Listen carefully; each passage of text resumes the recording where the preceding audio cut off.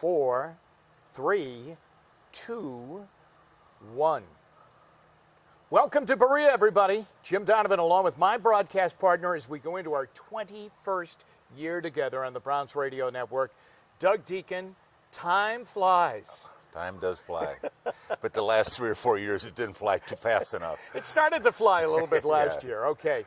Saturday afternoon, there were 38,000 down at the Orange and Brown scrimmage, and I think we both can agree, and we talked about it when we got there, and the feeling inside that stadium and really outside the stadium as you approached it on a late Saturday afternoon in August was amazing, wasn't it? Well, just driving in was a zoo. I mean, to see all those people walking into the stadium on what is basically a practice kind of says they've bought in. Yeah, they have bought in. There's no doubt about it. And the expectations are high, and the team doesn't seem to be afraid of the expectations. You know, sometimes you're not ready for those expectations. This group seems to be open arms, welcome them. I think the key to that is Baker and Freddie. I mean, both people have, they expect a lot of themselves, and I think in doing so, they translate it to the rest of the football team. So as you mentioned, a couple of years ago, we were sitting at 1-15, and little did we know that it could get worse, which it did the next year when they went 0-16.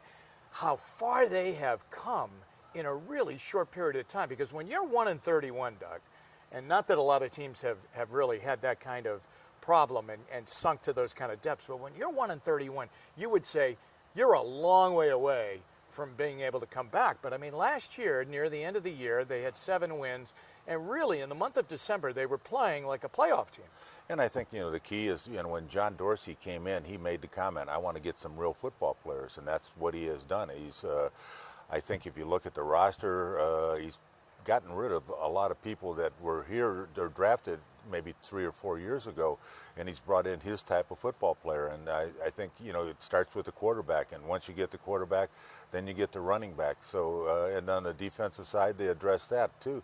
So they've built in a short period of time a very good football team. So are you surprised at the quarterback? He has come in, and I've said this many, many times now, I think everything changed for the Cleveland Browns with 1:42 left to go in the first half of Game 3 of the season last year, when they were playing the Jets on that Thursday night. Tyrod Taylor went down, and he had the concussion, and Mayfield came in. And from the moment he came in, right from the time he left the sidelines, everything changed. The feeling of the football team, the offense, the defense fed off of that, the crowd in the stadium that night, and there was momentum that just really snowballed. Well, we thought we had that a few years ago with Johnny Manziel, but I think if you saw Johnny Manziel in practice and the way he was unable to run the offense compared to Baker in practice and training camp, even though he was with the twos, I think he had a good idea that, this kid, he has it. And, he got a chemistry with Rashad Higgins, and he used that.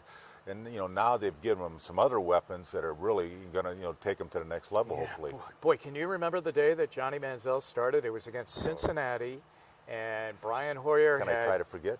Can we try and forget? I mean, the stories were amazing, weren't they, about in the huddle that day? They played the Bengals, and the Browns were technically kind of still in the playoff chase. They had 7 wins at that point. Brian Hoyer had gotten lifted. He had been taken out in the last quarter, really, the week before against Buffalo, and you could tell the Browns wanted to make the move.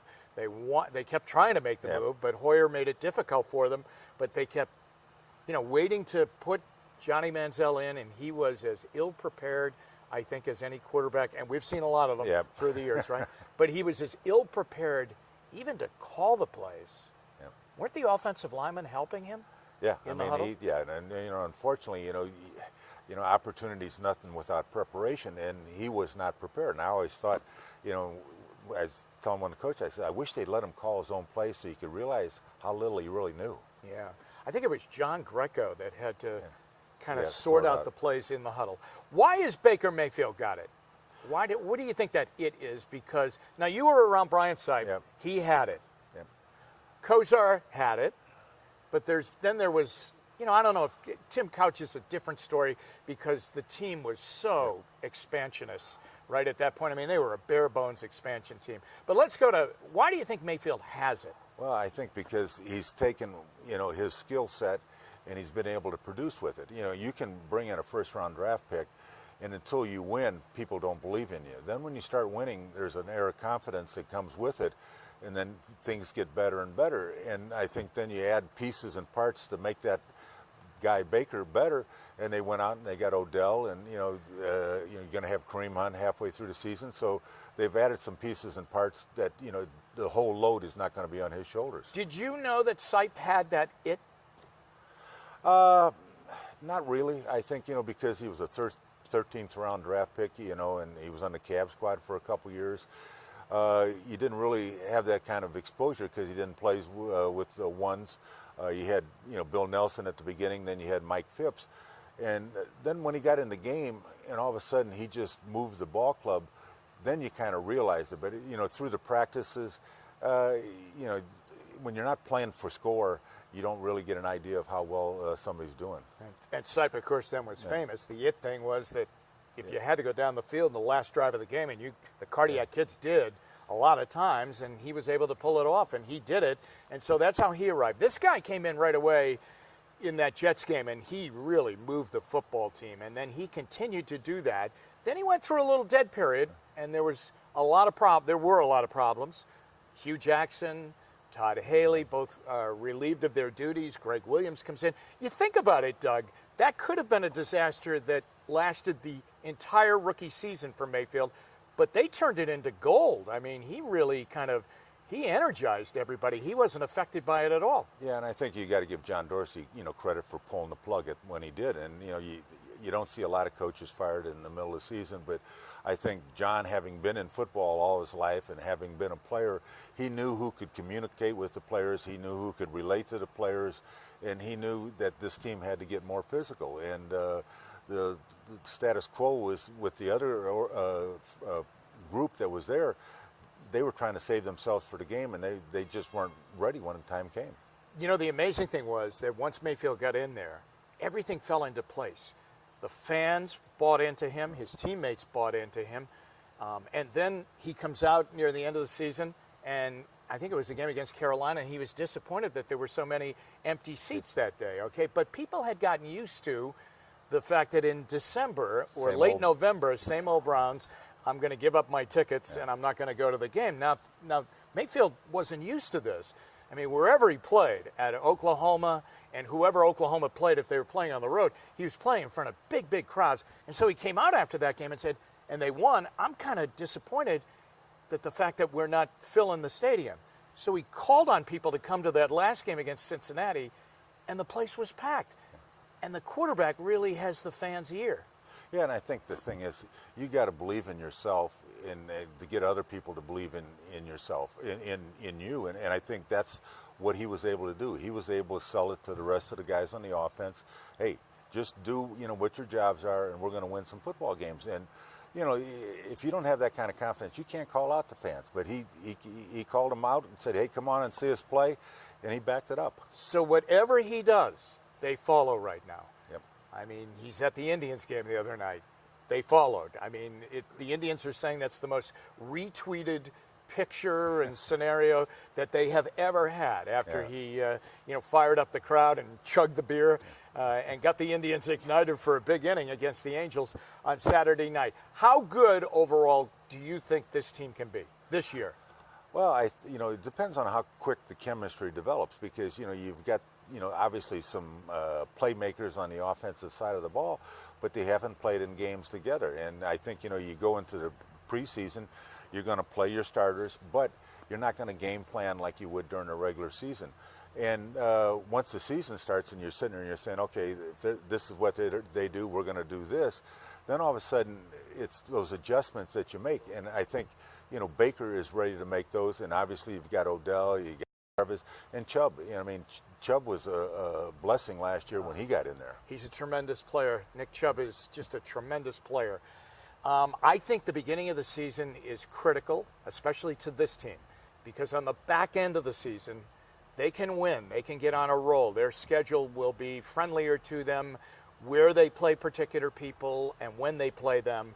They'll get the Steelers here on a Thursday night, but that's down the road. But here's the thing, Doug. At the beginning of the season, They have to be ready to go. And I mean the opening game of the year against Tennessee, which I think is critical because of the history here that they've only won the opening game once. Yep. And that was with Butch Davis and Jeff Garcia at quarterback back in 2004.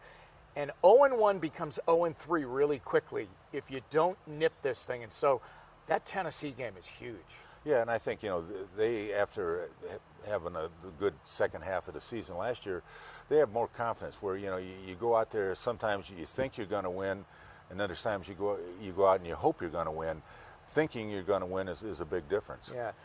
The other thing is that people are going to be ready for them now. They're not going to sneak up on people.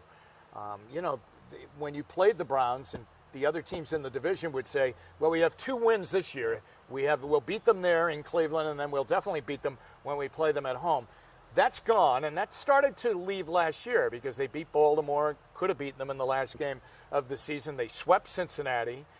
They should have beaten Pittsburgh in the opening game of the season. They had a great comeback, and it ended up as a tie game. But the other thing is they're not going to surprise people anymore. People are going to be ready for them. They're going to get everybody's A game.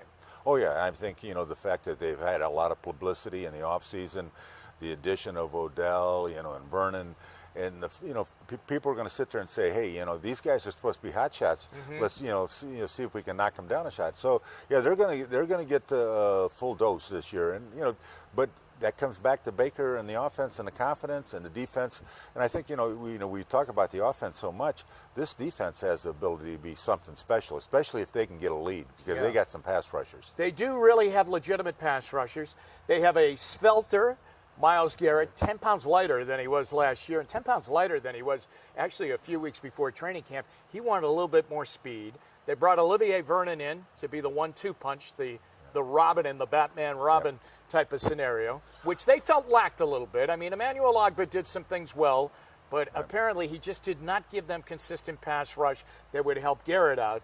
And so if you're going to load up on Garrett, Vernon's going to flourish on the other side, or vice versa, right? Yeah, usually you'll see teams slide towards Myles Garrett, and especially with the way he's been in training camp this year.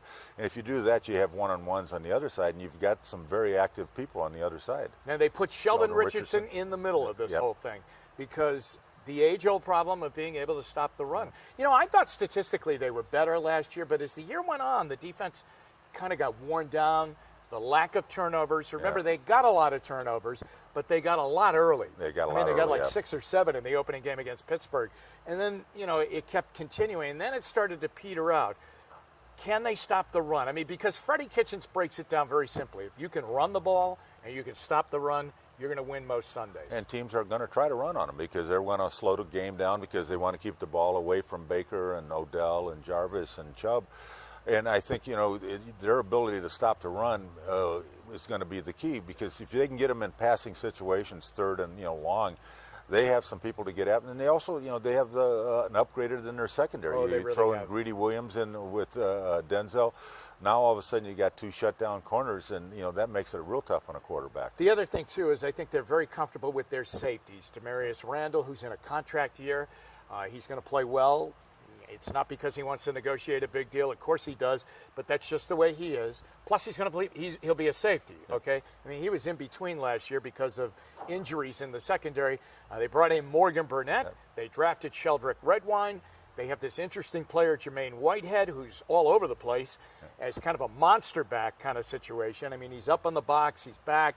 He can do a lot of different things. So defensively, whereas you're right, everybody's been talking about the potential of this offense, the defense has quietly won a lot of battles in training camp. Yeah, and I think the good thing is they've played 1-against-1s in training camp because if you're going to play on a Sunday afternoon or prime time, you want to play against the best. And if you practice, you practice against the 2s, you might get some confidence, but you're not getting the experience that you need. Well, for the 2 of us, it's going to be fun calling big games, isn't it? Yes. I mean, do you think we'll know what to do with it? I mean, I don't know. I wonder about that sometimes. I have a lot of chubbas. I never wanted to take the losing personally. Like people would say, geez, I wonder what's wrong with them. It might be you 2 up there. They're 1-31. Do you guys know how to turn this thing around? Wait a second. I was there during the Kozar era. It's got to be you. It must be me. Huh? All right. The horn says in the background that we're done. Doug, we're ready to go, aren't we? Thursday night, it's the Redskins And, you know, the thing Doug loves, calling those preseason games, especially the fourth one. I think some of your best work has been in those fourth preseason games. I might as well put rocks in my shoe and walk around. That's going to do it for us. Thanks for joining us here at WKYC.com and Facebook Live. I'm Jim Donovan along with Doug Dieken, live from Berea.